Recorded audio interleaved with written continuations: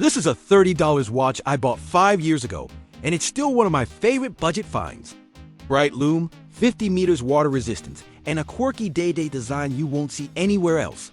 Oh, and good luck finding it in the US. This is the Q&Q A200J301Y, a rare watch that's nearly impossible to spot on Amazon or in stores today. But here's why I still think it's a hidden gem worth hunting down. Bold looks, reliable quartz movement from Miyota, and real-world toughness, all for the price of a takeout dinner.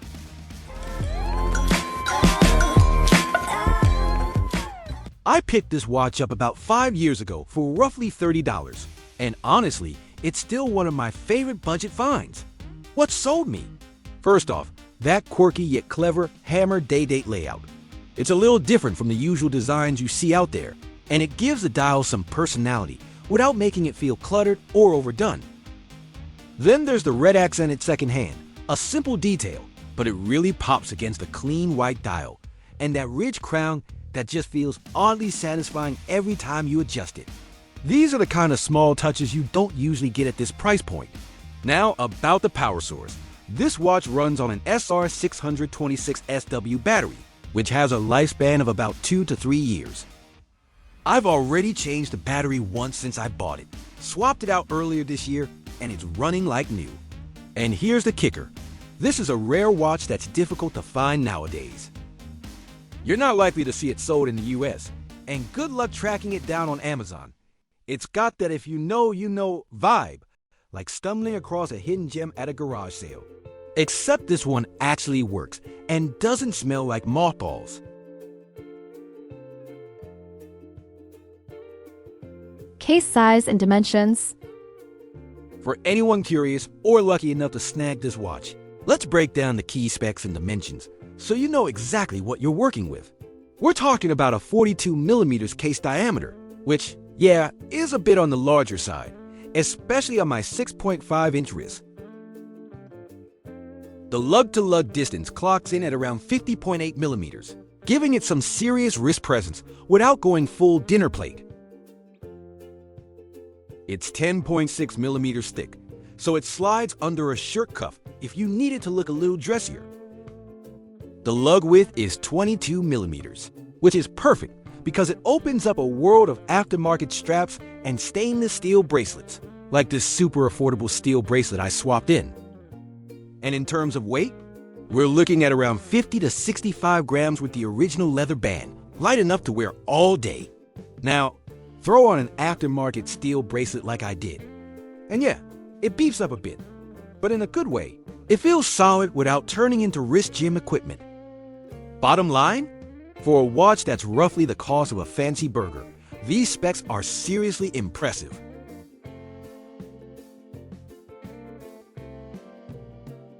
Wrist shot and fit test. On the wrist, that 42mm case and 50.8mm lug-to-lug definitely give this watch some real presence, especially on my 6.5-inch wrist. Yeah, it's on the bigger side, and sure, some folks might say it's too much for smaller wrists. But honestly, that's just wrist shaming, and we don't do that here. Here's the thing. Those nicely curved lugs make it sit surprisingly well and hug the wrist comfortably, so it doesn't feel awkward or top-heavy. For anyone with a larger wrist, say over 6.5 inches, this thing is going to look right at home. And like I always say, size doesn't really matter if you love the watch. Seriously, if it makes you happy, wear it. Life's too short to worry about lug-to-lug math when you're rocking a design you enjoy.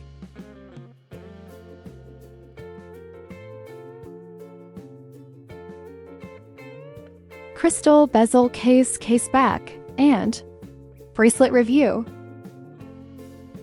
Let's talk about the hardware.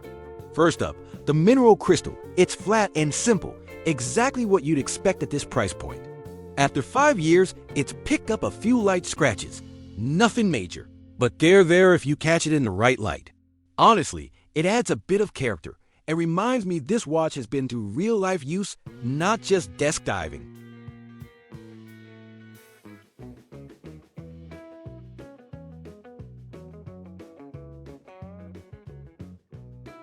Now, the bezel. A fixed smooth design polished to match the case's top surface.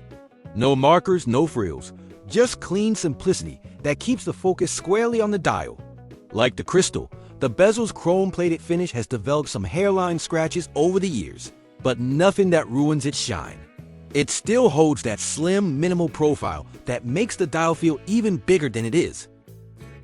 The case, likely brass or alloy with chrome plating, has picked up its fair share of scuffs and tiny dings over the years, especially along the edges where it naturally takes the most knocks. Even the ridged crown, which is still satisfying the grip, shows a few scratches now. Subtle reminders that this watch has been worn and used the way it was meant to be. Still, it's fully polished, rounded, and slightly curved, which makes it super comfortable on the wrist despite its size. That subtle curvature is doing a lot of work here, especially if you've got smaller wrists like me. Moving on to the bracelet. And yeah, full disclosure, this is the original strap. I swapped in a cheap stainless steel Jubilee-style bracelet from China that was actually meant for a Seiko. But here's the surprise, it fits perfectly on the 22mm lugs, and honestly, it looks fantastic. The links appear solid, but given how light it is, they're probably hollow. Hey, no judgment, it was budget-friendly. This bracelet copies the classic Seiko Jubilee vibe. 5-link construction, light folded links, and amazing comfort. It just melts around your wrist with almost zero stiffness. It even has a single fold-over clasp with a secondary safety lock, just like you find on entry-level dive watches, so it won't pop open by accident. Finally, the case back, the one true stainless steel component of the original watch. Over the years, it's collected plenty of fine scratches from strap changes and daily wear, but the engraving is still perfectly legible. Stainless steel back and base metal bezel around the outer ring, with the bold Q&Q logo, water-resist 5-bar, and made in China dead center. Clean, functional, and exactly what you'd expect from a watch that's built to be worn, not babied.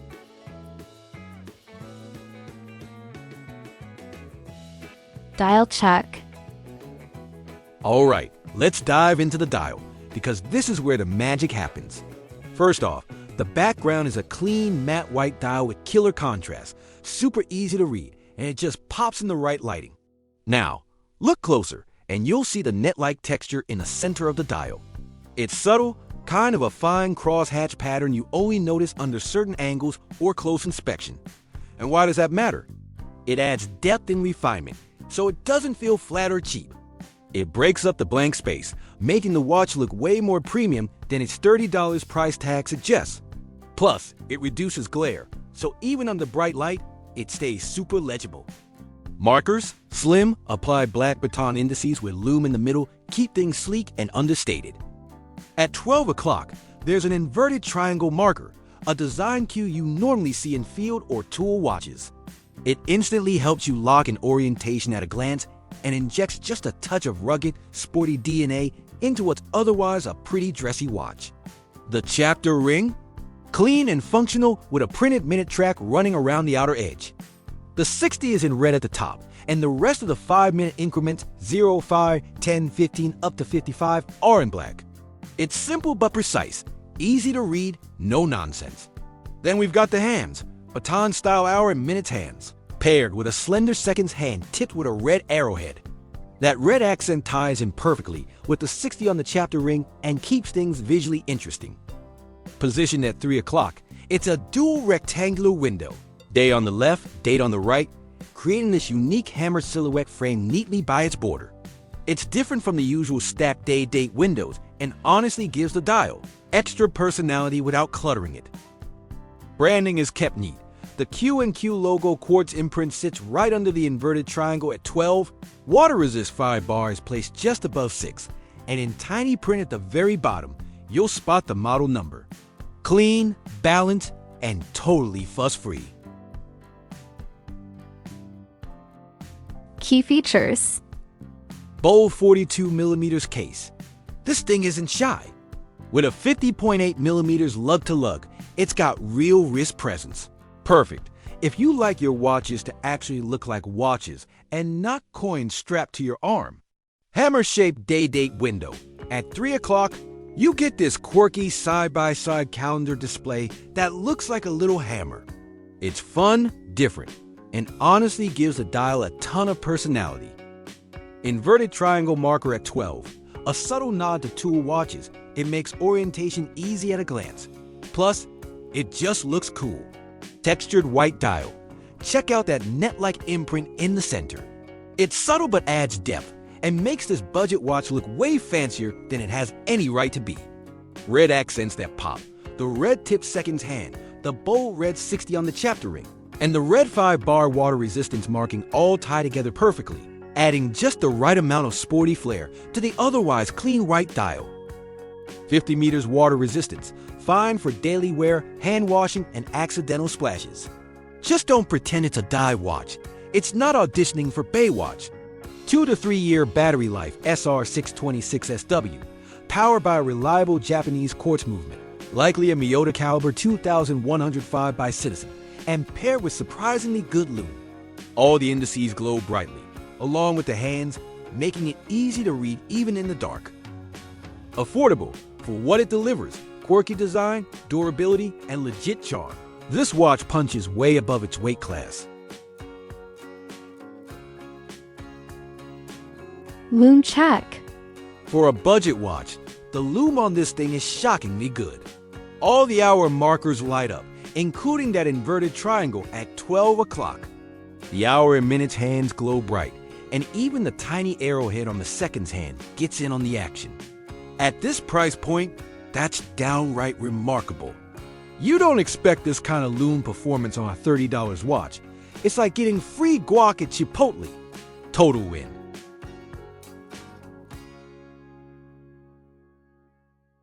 Water resistance test. Now, the watch is officially rated at 50 meters of water resistance. But you know us at Frugal Watchbox. We don't just trust the specs. We test things in the real world. So here's what we did. Ran it under tap water. Fully submerged it in a sink full of water. The result? 0 issues, no fogging, no leaks, no surprises. Just a watch that shrugged it off and kept ticking like nothing happened.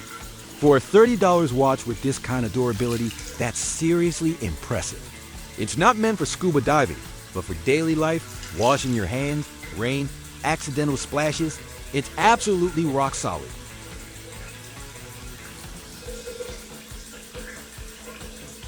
Final thoughts. So, after 5 years with this watch, here's my take. The Q&Q A200J is the definition of a budget gem. For around $30, you're getting a 42mm bold case, a unique hammer-style day date, legit lume, 50 meters water resistance, and a reliable Japanese quartz movement that just works. Sure, it's not perfect. This isn't a Swiss luxury piece, but that's not the point. This is a rare watch that's tough to find nowadays, and honestly, that's part of the charm. It's got personality, it's built to last, and it punches way above its price tag. Bottom line, if you like the design, just grab it. Forget wrist-size debates, forget overanalyzing specs. This is a wear it and enjoy it watch. It's practical, it's fun, and it's proof you don't need to spend a fortune to own something unique. If you enjoyed this review, hit that like button, it really helps out the channel. Drop a comment if you've ever owned a Q&Q or another hidden budget gem. We love hearing about these under-the-radar watches. And hey, if you're new here and love affordable watch reviews, subscribe to Frugal Watchbox and ring that bell so you don't miss future videos. If you'd like to support the channel, you can grab some merch through my Amazon affiliate links or even buy me a coffee at the links below. It really helps keep these reviews coming. For a $30 rare watch with 50 meters water resistance, solid lume, and quirky personality, this thing is tough to beat. Thanks for watching, and remember, it's not about the price, it's about the style on your wrist. Stay frugal, stay stylish. See you in the next one, and bye for now.